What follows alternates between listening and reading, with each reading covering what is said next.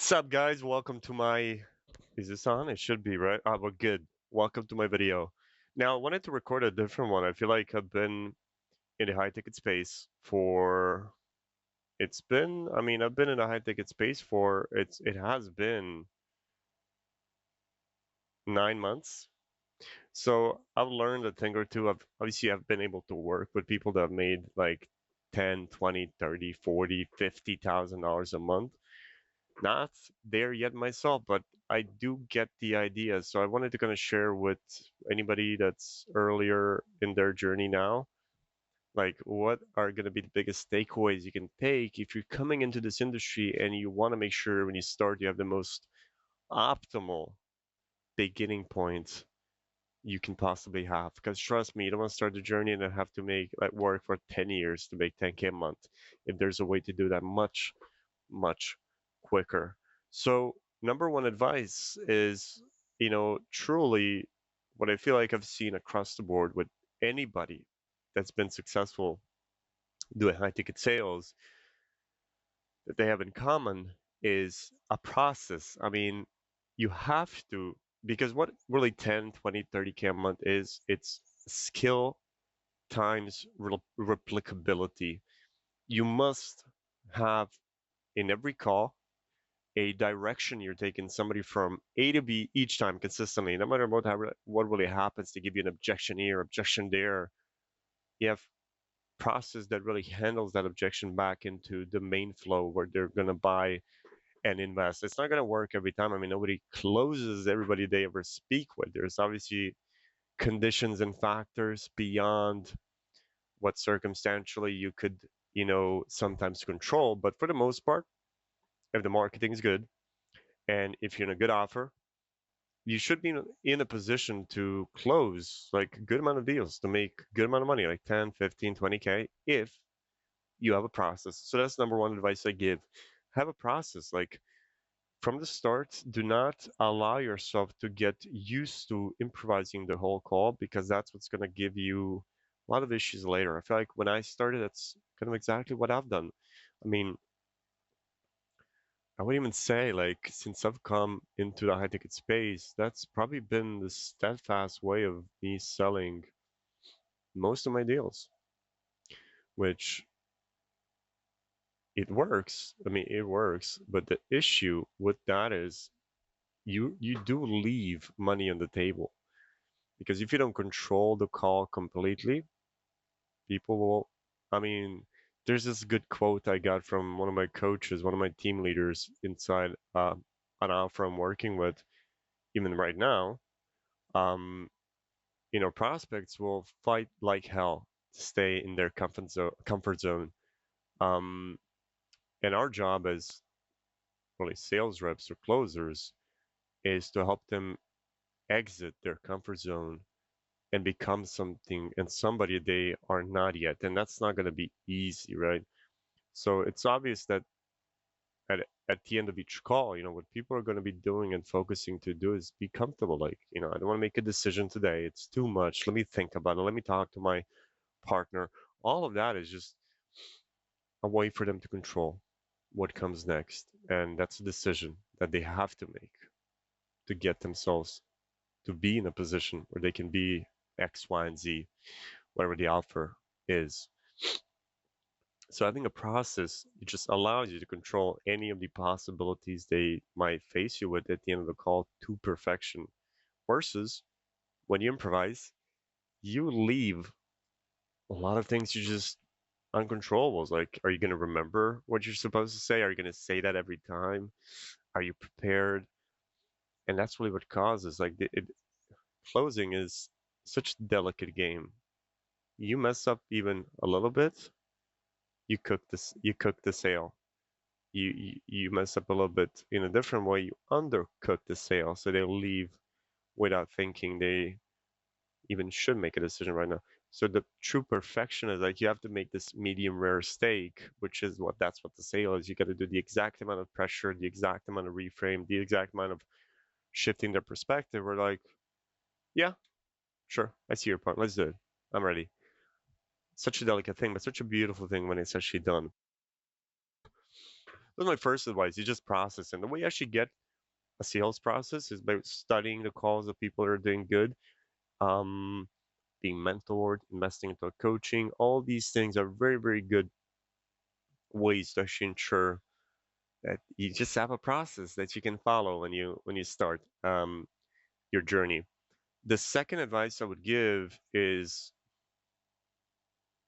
you know, a lot of, if not everybody that's really made it, like been the best and done a lot of good things. And I've luckily I had actually good opportunities to network and connect over the year. Like actually, it's insane, kind of how good of a network I have now versus even just a few months ago. But they all say, no matter how good you are as a sales rep, what's also going to be a big determinant in how good you do will be the quality of the offer you want.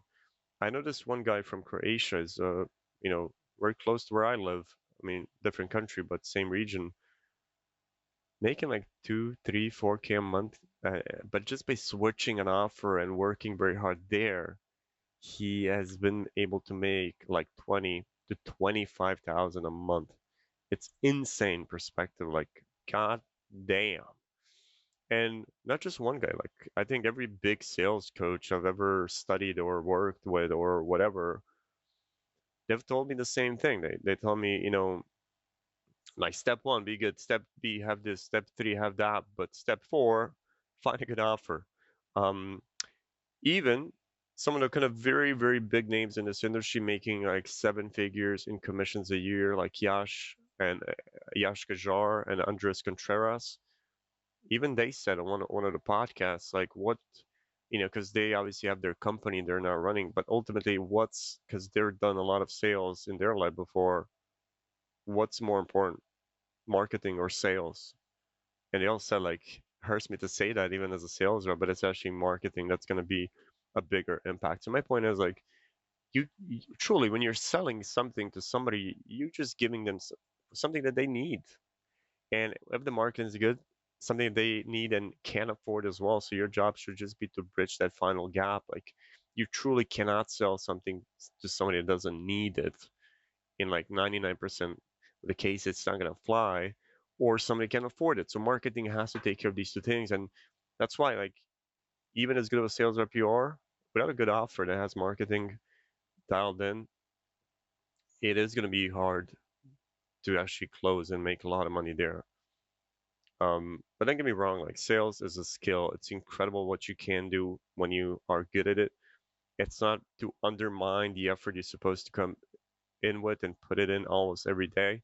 So that's my second advice. Like first, and then the second one, just finding a good offer and make it being very conscious that sometimes it's not necessarily you. It could be the thing you're selling. Because for me, when I exited the phone sales, I wasn't doing good at all there, and I hated it. Coming to the side ticket space, it changed my life.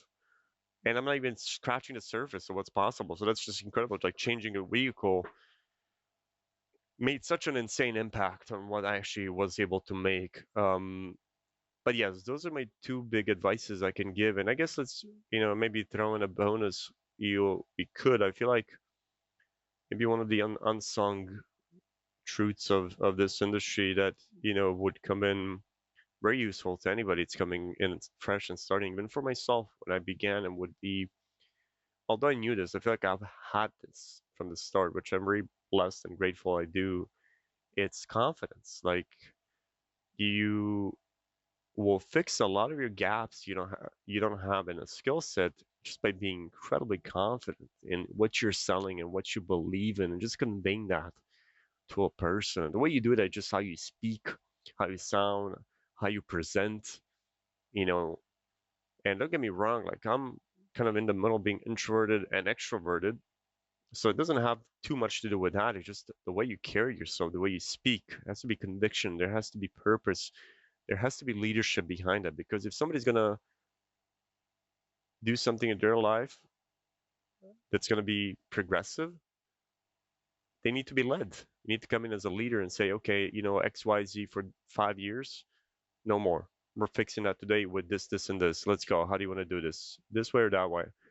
Lead them into their better life. You can't just leave it up to them. Okay, so that's the program. How do you feel? Do you think you should do it? You want to think about it? No, it's not leadership. It's bullshit. It's not even, you're not even selling at that point. Just customer support. No, it's X, Y, and Z. The investment is only 4,997. And by the way, beginning start today, we'll set up this, and that to make sure that so the next 1 or 2 months we can be as productive as we can be to ensure that you hit your goals. How would you like to do it? Just out of curiosity with a card or something else you plan as a payment method so I can start making up the links here. Love that. I already sent it in the chat. Let's open that. How do you feel? Tell me. Boom. Love it. See, that's assuming the sale, being confident, just letting them be led because that's really what some people need. And that's beautiful that you can do that for some people. I think a lot of people have closed on the offers that worked so far. I always like to go back and check in with some like, hey, was it a good investment? Do you like it? And like 90%, 80, 95% say, yeah, Philip, it's been great. Thank you for everything that you've done. And it just feels so good. It's incredible. But that's the video. Those are my two kind of big and one small advice I would give. Across the board, take that as you will. But I promise you, you put those things up and implement. It's gonna make a difference when you start this journey for yourself. Um, my big goal with recording videos and creating a brand is to obviously continue scaling up my whole journey and even beyond that. There's something so special when I can go back in time and watch these videos. Just puts a smile on my face. Like, Philip, you've got so far. It's incredible. Go watch my videos like a few months ago. I'm like, fuck, I've done that. Crazy. And we keep going from this point on. And obviously, there's a lot of people think my family, my girlfriend, my dog. As funny as that sounds, like my dog, even like such a great support system I have around myself. And then also, God is the reason why all of this is really possible. And it's just with that perseverance, we're going to go continue pushing and make our goals become true. Let's stay consistent, guys. See ya.